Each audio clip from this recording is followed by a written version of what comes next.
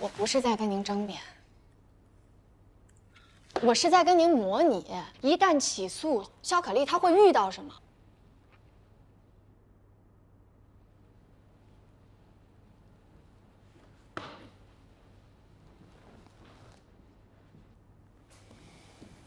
罗律，我们在开会，你有什么事儿吗？你既然非要上法庭，那我们就先来模拟一下。怎么模拟？你还是原告律师，你是原告，我是被告律师。我来模拟被告。那谁模拟法官呢？丽娜，丽娜不行，一旦她行使了自由裁量权，那你不张嘴你就胜诉了。我来吧。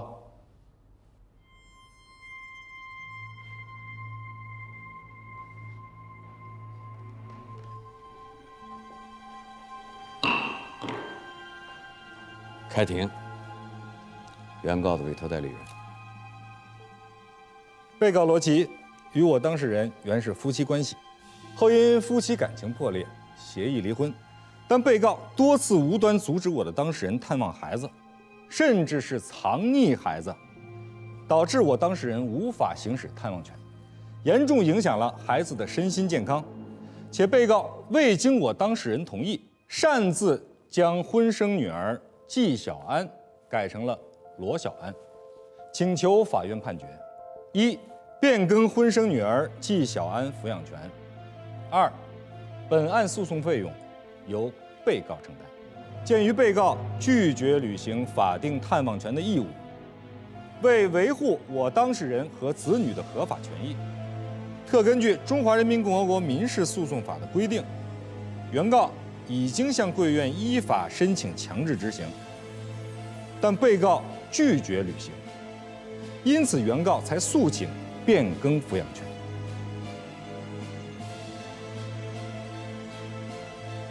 被告的代理人有什么意见吗？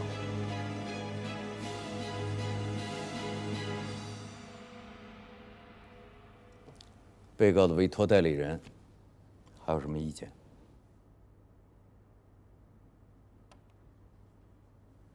我的当事人依法提起反诉。我国婚姻法明文规定，探望权可以被终止。婚姻法第38条规定，如果行使探望权有不利于对子女身心健康的情形的，当事人可以申请人民法院终止其探望权。你等等啊！我去探望我自己的孩子，怎么就影响他的身心健康了呢？照你的意思是说，这两个人离婚了，不看孩子是对的，看孩子反而是错了？不是说你探望孩子不对，是说你探望孩子对子女的身心健康不利。不是，我还是没明白，怎么我去探望我的孩子，我就影响他的身心健康了呢？我十恶不赦吗？我做错什么事儿了吗？罗比，你知道小安对我多重要，你知道的。请当事人保持冷静，控制情绪。保持冷静。这是法庭啊，坐。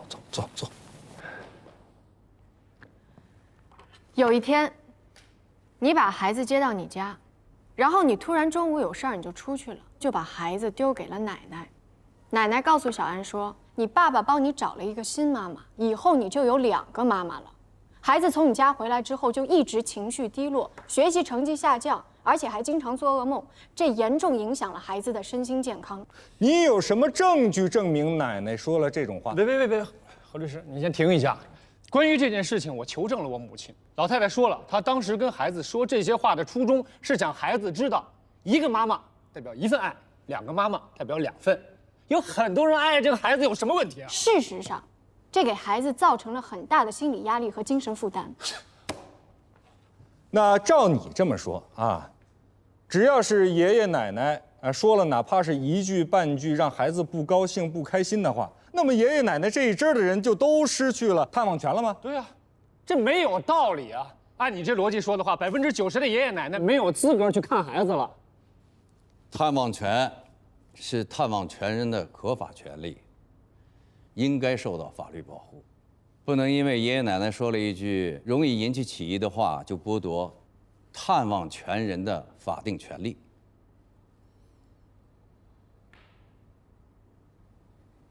被告还有什么理由吗？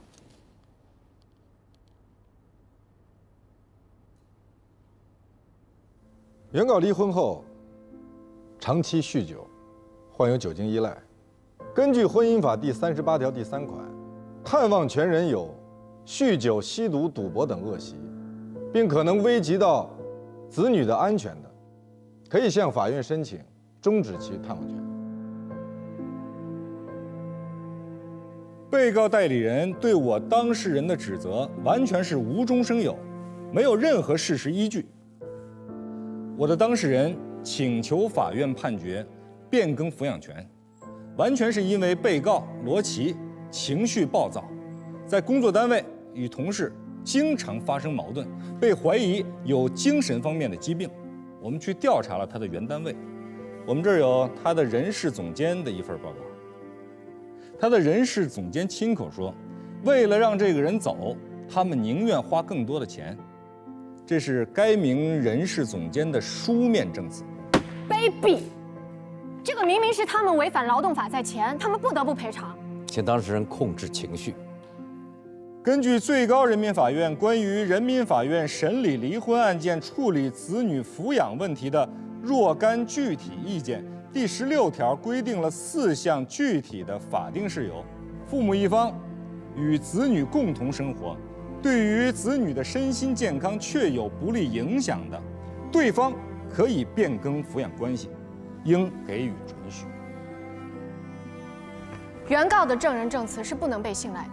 该名证人和罗琦女士有私人恩怨，属于公报私仇。罗琦去看过心理医生，看过心理医生，恰恰是说明他非常重视自己的心理健康。但是酗酒是严重不利于孩子的身心健康。偶尔喝多几次，那不能算是酗酒。不是偶尔喝多，是经常喝多。原告醉酒之后常有暴力倾向，曾多次酒精中毒致精神障碍。就算是酗酒又怎么了？贝多芬的父亲他也酗酒，还经常醉打贝多芬。哎，这能说明什么？那您的意思是，父亲酗酒是有利于孩子的成长了？我是说，不能仅仅凭父亲酗酒就断定对孩子的成长是不利的。中国古代还有一句话叫做“棍棒底下出孝子”呢。那您是被您父亲打多了还打少了呀？请保持肃静。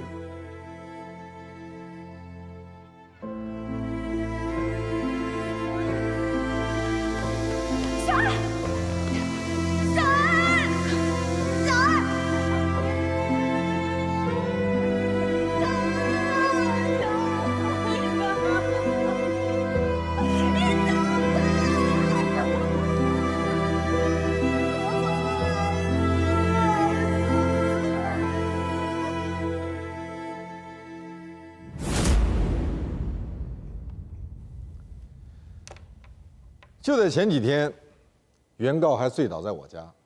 这是我家客厅用于防盗的监控，请大家看监控录像。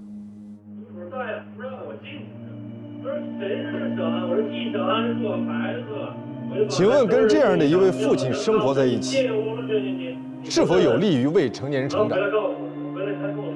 罗宾，你不觉得很卑鄙吗？我赌博吗？我吸毒吗？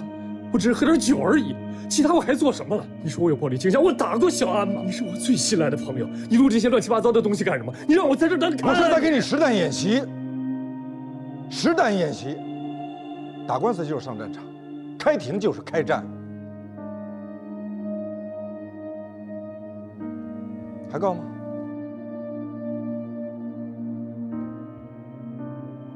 还告吗？